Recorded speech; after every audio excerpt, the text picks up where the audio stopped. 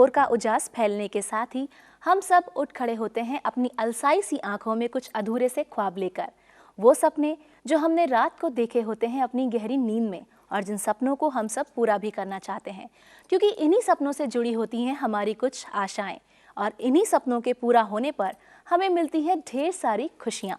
और हम सब में से जीवन में खुशी पाना कौन नहीं चाहता, हम सभी चाहते हैं। और ऐसा ही एक सपना देखा है दूरदर्शन और राष्ट्रीय ग्रामीण स्वास्थ्य मिशन ने मिलकर, और ये सपना है स्वस्थ और सुंदर भारत के निर्माण का। और इसी के क्रियान्वयन के लिए हर सप्ताह हम लेकर आते हैं आपका अपना पसंदीदा और सर्वाधिक लोकप्रिय कार्यक्रम कल्याणी।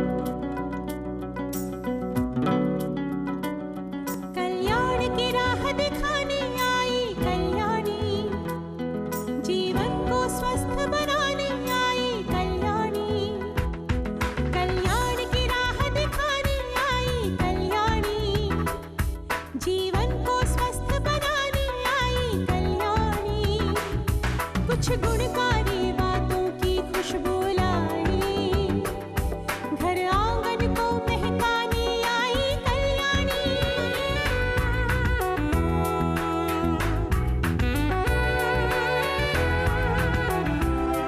राम राम सा थाके आपने कार्यक्रम कल्याणी में आप सबरा घना घना स्वागत है। दोस्तों, सबसे पहले तो मैं कल्याणी की पूरी टीम की तरफ से आप सबको रंगों के त्योहार होली की बहुत बहुत शुभकामनाएं देना चाहती हूँ। और साथ ही हमारी पूरी टीम ये उम्मीद करती है कि आप सबके जीवन में ढेरों खुशियाँ और रंग इसी तरह ताउम्र बरकरार रहें। और साथ ही आपको ये भी बता दूं कि इसी सप्ताह 8 मार्च को मनाया जा रहा है अंतर्राष्ट्रीय महिला दिवस, यानी कि एक ऐसा दिन जो सलाम करता है नारी को। नारी जो कभी माँ तो कभी बहन, कभी बेटी तो कभी बहू, तो कभी कभी पत्नी के रूप में आपके जीवन में शामिल है। आपकी दुनिया को सजाती है, संवारती है, आपके लिए अपना सर्वस्व निछावर कर देती है, हर रिश्ते में एक खास रूप में।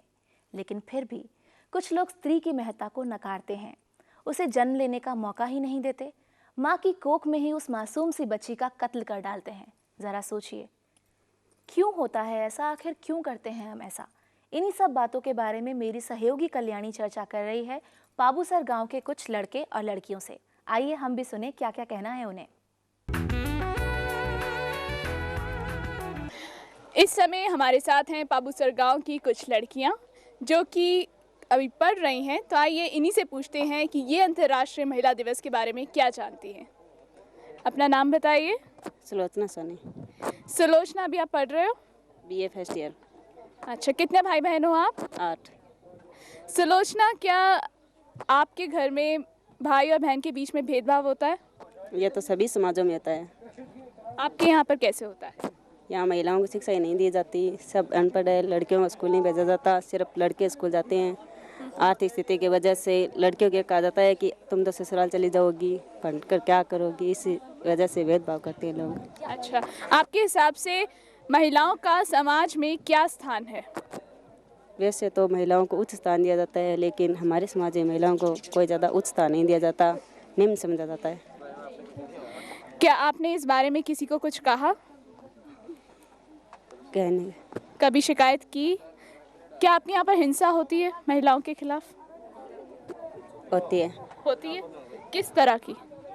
यहाँ महिलाओं को समाज में कोई स्थान नहीं देता, शादी के बाद ससुराल भेज दिया जाता है, वहाँ दहेज के लिए महिलाओं को प्रोत्साहित किया जाता है। माँ बाप बेटियों को बहुत समझते हैं, इस कदर महिलाओं के साथ कोई समान व्यवहार नहीं किया जाता।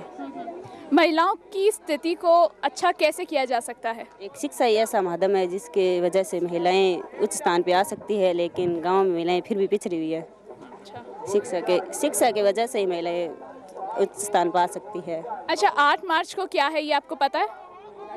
महिला दिवस है। आपके हिसाब से हमारे समाज में महिलाओं का क्या स्थान है? हमारे तो यहाँ क्या है कि पढ़े लिखे तो है नहीं, छोटी उम्र में शादी कर देते हैं, और छोटी उम्र में शादी करते हैं, बारिश तो होती नहीं है, बारिश अगर कैसे फसल पैदा होती है, फसल का नाश हो जाता है, फसल बातें हर साल कर्जा हो जाता है। श्रवण जी, आपने मुझे कहा कि यहाँ पर बाल विवाह होते हैं, तो आप इसके खिलाफ आवाज़ क्यों नहीं उठाते, प्रशासन के पास क्यों नहीं जाते? जी, प्रशासन का हमें कोई लेना देना नहीं है। हमारा यहाँ यही कारोबार चल रहा है, जो बडेरे से जो पीढ़ी गुजरी है उसी से यही कारोबार चल रहा है। छोटी उम्र में शादी होना, चाहे लड़की हो या लड़का हो, ये सबसे बड़ा फायदा यही है कि छोटी उम्र में शादी इसलिए कर रहे हैं कि दो बड़ी एक बहन छोटी है, एक बड़ी है, तो उसका साथ इसलिए कर दे पैसा कम लगे, खर्चा की बात है और कोई बात नहीं है। शादी तो बार बार में हम भी कर सकते हैं, लेकिन बस बात यही है खर्चा बढ़ना चाहिए, बचना चाहिए कुछ। श्रवण जी, अगर हम छोटी सी बच्चियों को अगर शिक्षा देंगे, अगर उन्हें शिक्षित कर देंगे तो वो तो अपने पैरों पर खुद ही खड़ी हो जाएंगी। नहीं, वो तो बात मानते हैं, लेकिन हमारा कहना ये है कि हम श्रवण जी, बात तो मानते हो तो फिर उसको क्यों नहीं उसी राह पर चलते? राह नहीं चल सकते ना, हम दबाव में हैं, इसीलिए कि अगर भगवान बरसे तो हम भी बड़े बड़े पाल। श्रवण जी, किसके दबाव में हो? भगवान के दबाव में। ये बारिश हो के फसल हो जाए अच्छी तो हम भी बड़े बड़े करके पढ़ा लिख के शादी कर सकते हैं। वो लड़की हो या लड़का हो, पढ़ाएं और फिर शादी करें। 20 साल 25 साल वो बात हमारे मंजूर है, लेकिन सिर्फ भगवान पे दारमदार है। श्रवण जी, कल्याणी देखते हो आप? जी नहीं। गोमती अभी पढ़ रहे हो आप? नहीं, क्यों नहीं पढ़ रहे? फैलाने के कारण। कहाँ तक पढ़ाई किए हैं? 10th तक। अच्छा, आपके गांव में कितनी लड़कियां पढ़ रही हैं? कम ही पढ़ रही है, कम पढ़ रही हैं। ज़्यादा क्यों नहीं पढ़ पा रही हैं? क्योंकि भेदभाव करते हैं घर वाले। भेदभाव? किस तरह का भेदभाव है?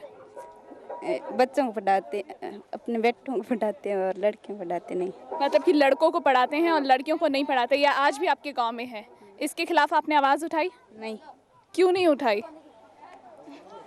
ऐसा ही भेदभाव करते हैं। नहीं, आपको शिकायत करनी चाहिए, अपने माता पिता से कहना चाहिए कि आप ऐसे भेदभाव ना करें। कहा कभी आपने? नहीं, मानते नहीं है। नहीं मानते हैं? क्यों नहीं मानते? ऐसे अशिक्षित होने के कारण। कि आपको पता है कि 8 मार्च को क्या है? 8 मार्च को ध्यान में नहीं है। 8 मार्च को अंतर्राष्ट्रीय महिला दिवस है, यानी कि महिला सशक्तिकरण के लिए हम ये दिवस मनाते हैं। महिलाओं को कोई संदेश देना चाहते हो?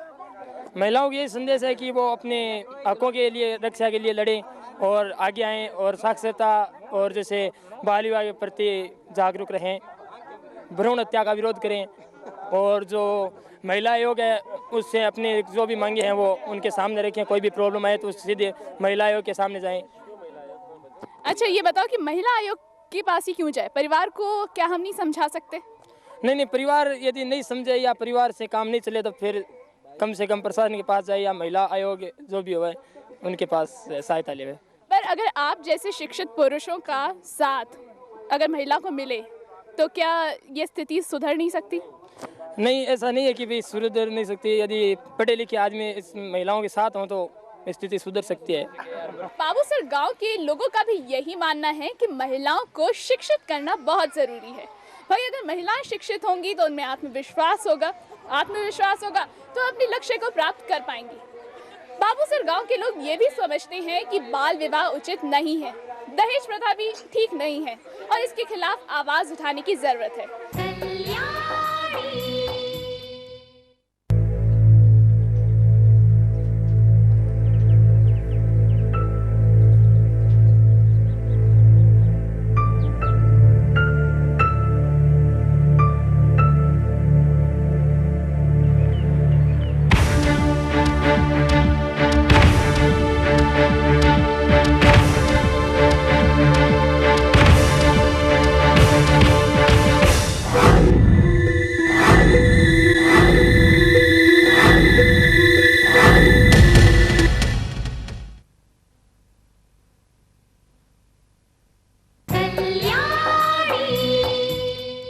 तो भाई, इन लोगों ने तो बहुत मजबूती के साथ अपना पक्ष हमारे सामने रखा। और अब चलिए माहौल को बदलते हुए चलते हैं छापरवाड़ा गांव पटेल जी के पास, जो वहां पर होली का जमकर लुत्फ उठा रहे हैं और साथ ही साथ बिटिया के जन्म की खुशियां भी मना रहे हैं।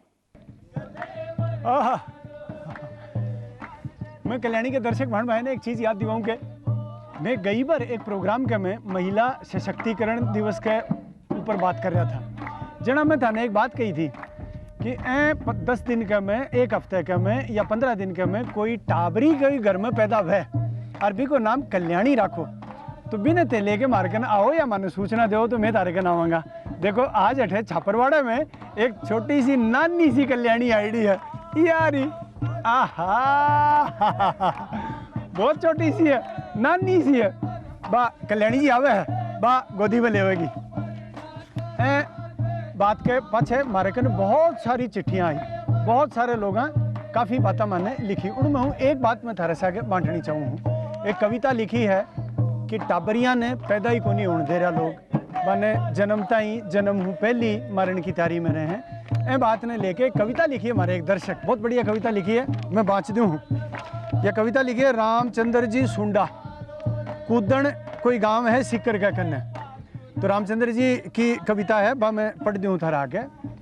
बना लिखी है, थाली बाजे न धूम मचे, जलम मेरे पर तू क्यों मुरझावे, तू भी तो ही बेटी कोई की, बेटी जलमता क्यों कुरलावे। बहुत बढ़िया भाई रामचंद्र जी, बहुत बढ़िया बात लिखी। बेटी सू तू बणी बीननी, पूत जलम तू माँ बन जावे, कया बडैलो वंश मेरे बिन, कुण बनैड़ली बीरारी बन जावे। समझावन तू बणी फिर, अब धरनी पर पगला दरबा दे, तकदीर लाई हूँ सागे मेरो, इन सृष्टि रो मान बढ़ावन दे। भाई बहुत बढ़िया बात कही है कि सृष्टि को मान बढ़ावन दे बेटी ने पैदा होके। भाई बहुत ही बढ़िया मान बढ़ायो। और मैं बताऊं हमारी नानची के जामिया, कल्याणी के जामिया, देखो सारा देखो आज ढोल बाज रहे है, थाप लाग रही है कोनी चंग के ऊपर। बहुत खुशी की बात है। हम बेटी बेटों में अंतर करे क्यों, इन छोटी सोचों को मन में धरे क्यों, तुम भी ये गाओ पिया, तुम भी ये गाओ पिया, हमारे अंगना फूल बरसे, बिटिया ने जन्म लिया, हमारे अंगना फूल बरसे।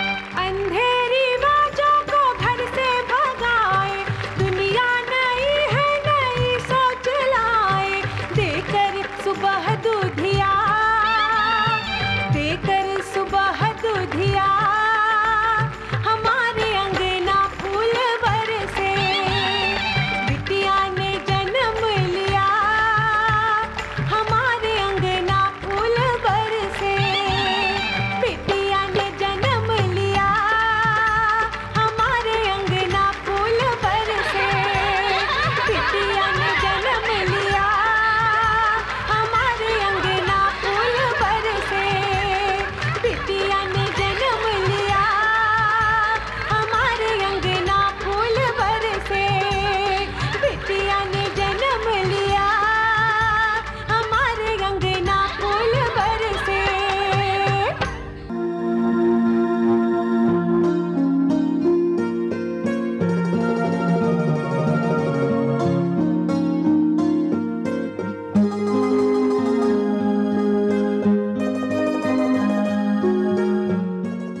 किसी परिवार में लड़का या लड़की हो, वो सब उनके बच्चे हैं और सबको एक तरह से मानना चाहिए, एक तरह से पालना चाहिए, एक तरह से शिक्षा देना चाहिए। उसमें कोई फ़र्क नहीं है, सेक्स अलग है तो कोई फ़र्क नहीं है। बाबू सर, गांव के लोगों की बातचीत सुनकर ये बात तो तय है कि इन्हें ये बात मालूम है कि लड़की के लिए शादी की कम से कम 18 वर्ष की उम्र और लड़के के लिए 21 वर्ष की उम्र हमारी सरकार ने तय कर रखी है। इससे कम उम्र में अगर विवाह हो तो वो बाल विवाह कहलाता है, लेकिन फिर भी ये लोग ऐसा करते हैं। इन्होंने भी अपनी मजबूरियां हमें बताई, लेकिन इस सब का हमारे समाज पर, हमारे देश पर क्या प्रभाव पड़ सकता है, क्या प्रभाव पड़ रहा है, इसके बारे में जानकारी देने के लिए आइए आपको लेकर चलते हैं हमारी विशेषज्ञ श्रीमती लाड कुमारी जैन जी के पास। हमारे यहाँ क्योंकि पितृ सत्तात्मकता, सामंतवादी सोच का जो असर रहा सदियों से, और उसके चलते क्योंकि कानून में भी दिया, सब कुछ दिया, लेकिन जब तक किसी चीज़ को सामाजिक स्वीकृति नहीं मिलती है, और जब तक सामाजिक स्वीकृति नहीं मिलती है, वो कारगर सिद्ध नहीं हो सकता है। और यही हसन हमारे सारे अब तक जितने कानून बने हैं, भारत के स्वतंत्र होने के पहले के या उसके बाद के, उन सब का की जो दिक्कत आई वो यही है कि उनका कोई एनफोर्समेंट एक्शन नहीं हो पाता, इम्प्लीमेंटेशन नहीं हो पाता। और इसलिए संविधान हमारा बिल्कुल जेंडर इक्वलिटी पर आधारित है, लैंगिक समानता पर आधारित है, लेकिन जब तक जो एक सोच है समाज का, एक माइंड सेट बना हुआ है और वो माइंड सेट नहीं बदलता तब तक वो सही तरीके से उसका असर नहीं हो पाता है।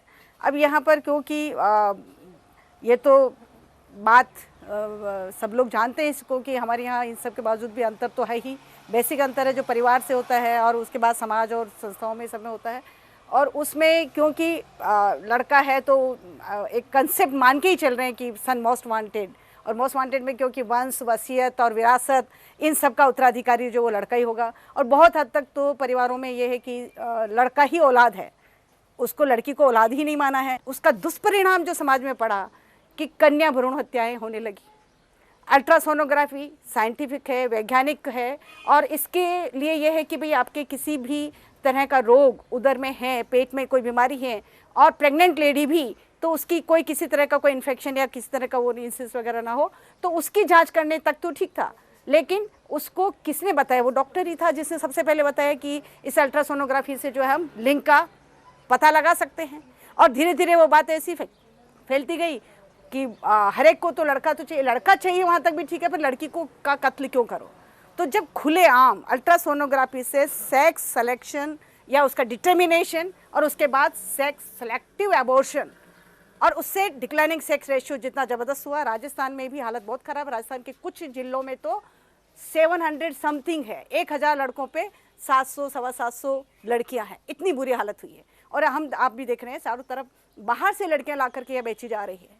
तो आज ये स्थिति है कि बाहर से ला करके लड़कियां बेची जा रही है। तो आज के 20 साल बाद क्योंकि 0 to 6 की जो उम्र है उसमें लड़कियां बहुत कम हैं, तो आगे के 20 साल में तो आपको लड़की मतलब माँ किसको बनाएंगे? बेटा किससे चाहेगा? जो बेटा पैदा करके देने वाली लड़की नहीं होगी, माँ नहीं होगी। तो ये एक सोच में बदलाव लाना बहुत जरूरी है।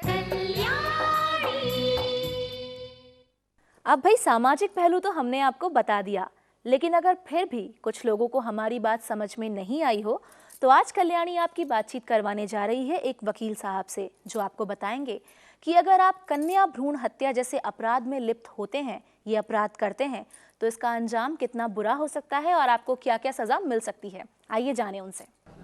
देखिए, prenatal diagnostic techniques regulation and prevention of misuse act 1994 ये केंद्रीय सरकार द्वारा बनाया गया है। इसका मूल उद्देश्य ये था कि प्री नेटल डायग्नोस्टिक मेजर्स जो थे ये वास्तव में तो मरीजों की बीमारियों के उपचार के हेतु बनाए गए थे, लेकिन बाद में इसका मिसयूज़ होने लगा और इसके माध्यम से बच्चे की सेक्स का डिटर्मिनेशन किया जाने लगा। यानी बच्चे के जन्म से पहले ही ये पता किया जाने लगा कि वो बच्चा पुरुष मेल है या फीमेल है। और इसका एक सामाजिक बुराई ये थी कि जो शिशु फीमेल होता था उसकी हत्या की जाने लगी और उसका परिणाम समाज के ऊपर बहुत बुरा आ रहा था। इसलिए ये एक्ट बनाया गया और इस एक्ट के द्वारा ये प्रावधान किया गया कि इन मेजर्स के द्वारा, इन टेक्निक्स के द्वारा बच्चे के सेक्स का निर्धारण उसका जन्म से पूर्व पता नहीं लगाया जाएगा।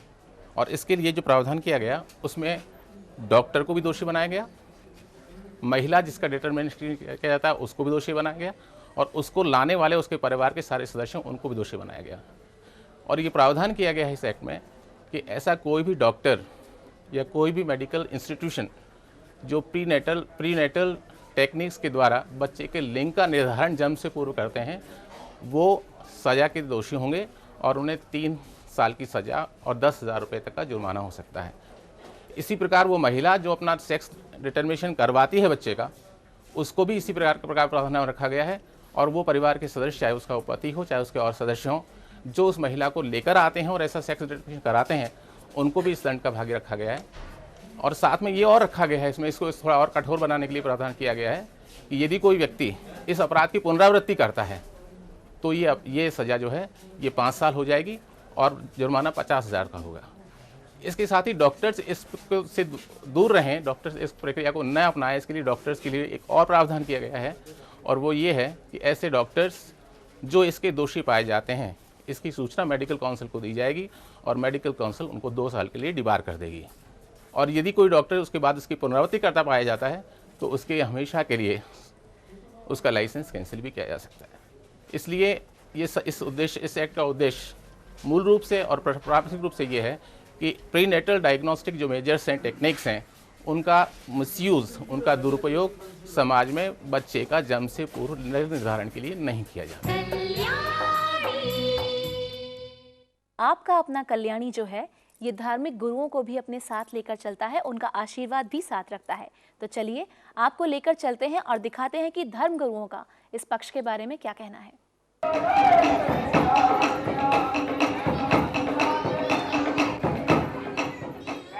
हिंदू शास्त्रों में, धर्म में और माँ के आशीर्वाद में वर्षों की पूजा होती है साहब। भाई और बहनों, कन्यादान मैंने अभी कहा महादान है। जिस घर में कन्यादान नहीं होता, बड़े से बड़ा दान अधूरा रह जाता है। इसलिए घर में कन्या का होना शुभ माना जाता है। जिस घर में कन्या नहीं, उस घर में बुढ़ापे में माँ बाप की सेवा नहीं। जिस घर में कन्या नहीं, बुढ़ापे में जो है माँ बाप को पूछने वाला नहीं। इसलिए माँ का ध्यान एकाग्र करने से, एकाग्र होकर करने से घर में लड़का भी होता है और लड़की भी होती है। दुख के साथ में कहना पड़ता है कि बहुत से राज्यों में, बहुत से क्षेत्रों में कहते हैं भ्रूण हत्या होती है साहब। भक्तों, ये महापाप है।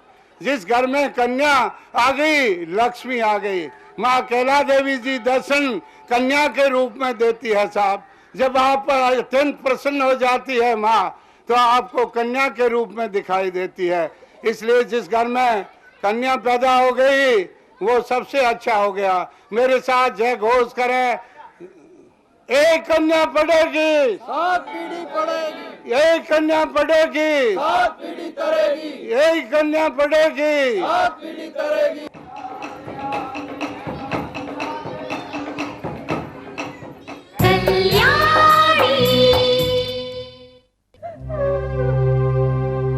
क्या बेचारी माँ बनने वाली है, तो ये तो अच्छी बात है ना। इसमें परेशान होने की क्या बात? परेशानी उसे नहीं डॉक्टर, परेशानी मुझे होगी। पहला बच्चा जन रही है, वो भी लड़की। तुम्हें कैसे पता? इन्होंने जबरदस्ती टेस्ट करवाया। आप जानते हैं ये टेस्ट कराना गुनाह है। डॉक्टर साहब, मुझे लड़की नहीं चाहिए, आप इसके पेट की सफाई कर दीजिए बस। देखो, अब वो जमाना नहीं है जब लड़के और लड़की में कोई फर्क हो। मैं इस लड़की का बोझ नहीं उठा सकता बस। बोझ तो तुम लोग हो जो अपनी ही बेटी को बोझ समझते। करो तुम उस मासूम को मारने की एक भी कोशिश, जेल में सड़वा दूंगी। You know it's a criminal case.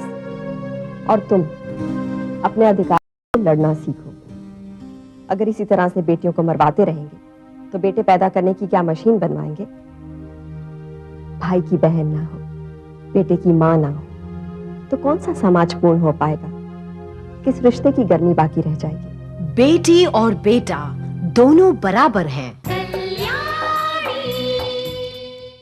सभी लोग एक जैसे नहीं होते हैं।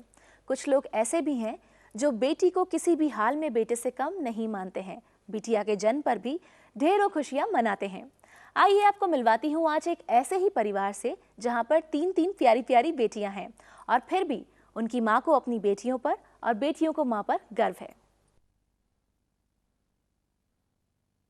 मम्मी आपकी बहुत तारीफ कर रही हैं, कैसी लगती हैं आपको मम्मी? बहुत अच्छी लगती है, बहुत ही प्यारी लगती है और सब कुछ यही है। मम्मी के लिए और क्या करना चाहते हो आप? सारी दुनिया की खुशियाँ देना चाहती हूँ। जो अब तक इनके मन में है कि ऐसा होना चाहिए, बस वो सब कुछ हो जाएगा और मुझे पूरा यकीन है कि मैं ये सब पूरा करूँगी। शीला जी, आप कामिनी के बारे में बता रही थी कि वो देश विदेश में उसने स्टेज पर काफ़ी परफॉर्म किया है, बहुत अच्छा नाम किया है। इसके अलावा कामिनी की और क्या क्या विशेषताएं मानती हैं? हाँ जी, इसके अलावा भी कामिनी की बहुत सारी विशेषताएं हैं। ये हैंडीक्राफ्ट का काम बहुत अच्छा करती है, क्राफ्ट का, और हर चीज़, ये जो भी चीज़ ये देख लेती है और जब तक इसके मन में ये नहीं हुए कि इसको बनाना है, बना के सामने रखना है कि आने जाने वाला ये कहे कि ये किसने बनाया है, जब वो सब सामने रखी हुई चीज़ को कोई पूछता है और फिर कहता है कि वाह क्या चीज़ है, तो मुझे ऐसा लगता है कि वाह, ये तो लड़कियां नहीं, ये तो संसार के ऊपर बोझ नहीं है, ये तो माँ बाप का सहारा है, खुशियाँ देने वाली हैं ये। इनसे जितनी खुशियाँ ले सको तो ले लो और इन्हें बोझ ना समझो। कामिनी, आपकी मम्मी ने अभी बताया कि आपने देश विदेश में बहुत नाम कमाया है, कैसी लगती है आपको आपकी मम्मी? मम्मी मुझे बहुत अच्छी लगती है, लेकिन ये मम्मी कम हमारी दोस्त ज़्यादा है। शुरू से हमें कभी भी अपने फ्रेंड्स के साथ जाना करना, उनके साथ बैठना उठना, ये कभी ज़रूरत महसूस ही नहीं हुई, क्योंकि मम्मी ने हमें एक फ्रेंड के जैसे रखा है। कभी ये महसूस ही नहीं होने दिया कि मैं तुम्हारी मम्मा हूँ। जहाँ पर एक ऐसा होना चाहिए स्ट्रॉन्ग पर्सन कि नहीं तुम ये नहीं करोगे वो नहीं करोगे, वहाँ मम्मी ने ये जगह दी है कि हाँ वो मम्मी है। अदरवाइज़ तो हमें कभी ऐसा नहीं लगा कि वो हमारी मम्मी है, एकदम दोस्त के जैसे वो हमेशा हमारे साथ रही है। तो बहुत खुशी होती है कि बहुत कम लोग ऐसे होते हैं जिनको ऐसी मम्मी मिलती है, क्योंकि आजकल क्या है बच्चों के पे इतने ज़्यादा पढ़ो, ये मत करो, वो मत करो, यहाँ मत जाओ, वहाँ मत जाओ, ऐसा कुछ भी नहीं है। बहुत अच्छा लगता है कि मम्मा हमारे साथ एक दोस्त के जैसे रहती है। अनफॉर्चुनेटली मेरे फादर नहीं है, काफ़ी साल पहले उनकी डेथ हो गई थी, तब हम लोग काफ़ी छोटे थे, लेकिन मम्मी ने कभी हमें रियलाइज़ नहीं होने दिया कि तुम्हारे फादर नहीं है। हमारे मम्मी और पापा की कमी भी मम्मी ने पूरी की है, और कभी किसी चीज़ के लिए भी ऐसा कभी भी हमने फील नहीं किया कि हमारे फादर नहीं है। मम्मी ने दोनों जगह बहुत अच्छे से निभाई है, पापा की भी और मम्मी की भी, दोनों जिम्मेदारियां बहुत अच्छे से निभाई है। एक लड़की होके कैसा लग रहा है आपको? एक लड़की होके मुझे बहुत अच्छा लग रहा है, काफ़ी गर्व हो रहा है, और ये गर्व मुझे सिर्फ मेरी मम्मी की वजह से है, क्योंकि अगर ये मुझे सपोर्ट नहीं करती कि तुम आगे बढ़ो कुछ करो, तो शायद मैं कभी नहीं कर पाती। मुझे भी अपने लड़की होने पर गर्व है, और मेरे साथ साथ अपने लड़की होने पर गर्व है कॉमनवेल्थ गेम्स में गोल्ड मेडल जीतने वाली पोलोमी घटक को। मैं ये कहना चाहूँगी, सब लोग बोलते हैं, सब पापा मम्मी ये दुआ मांगते हैं ताकि उनको बेटा हो, लेकिन मेरे पापा, मुझे पता है मेरे पापा और मॉम दोनों ने दुआ मांगी थी कि उनकी लड़की हो, और मैं लड़की होके बहुत प्राउड महसूस करती हूँ, और मैं भगवान से यही प्रे करती हूँ कि नेक्स्ट जन्म में भी मैं लड़की होकर पैदा हूँ। रंगों के त्योहार होली पर खूब सारी खुशियां मनाइए, लेकिन अपने परिवार के सबसे खूबसूरत रंग बेटियों को मत ठुकराइए। और अब कलम उठाइए और लिख लीजिए हमारा सवाल है, समाज में लड़का ज्यादा जरूरी है या लड़की? एक बार फिर, समाज में लड़का जरूरी है या लड़की? हमारा पता है कल्याणी स्वास्थ्य कार्यक्रम JNR 001 दूरदर्शन जयपुर। अजी कल्याणी जी आ जाओ, बहुत देर होगी, मेरा हूँ डटे हुई को नहीं जा रहे हो, इतनी देर होगी है डपने सुनता आ जाओ कल्याणी जी आ जाओ। अरे यो भाई संभालो तारो लट मैं चलो।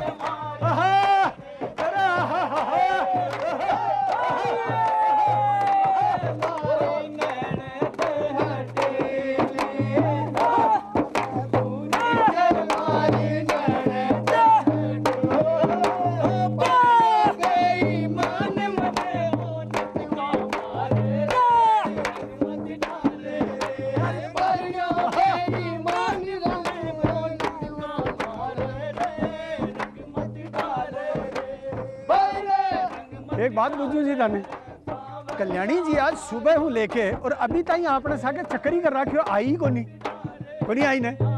थाना ही अलग तो होगो कि मैं थाने बना दियो ओली को, मैं क्यों थे जानो तारो काम जाने, आपा तो ये चलिया। दोस्तों, अब जाते जाते आपसे यही कहना चाहूंगी कि आज के पूरे कार्यक्रम में हमने आपसे जो कहा, आप उन बातों को जरूर माने। कन्या भ्रूण हत्या, बाल विवाह, इन सब बुराइयों से दूर रहें, ताकि हम निर्माण कर सकें एक स्वस्थ और सुंदर राष्ट्र का। इसी के साथ कल्याणी आपको एक बार फिर होली की ढेरों बधाइयां देते हुए लेना चाहेगी आपसे इजाजत। राम राम। कल्याण की राह दिखाने आई कल्याणी, जीवन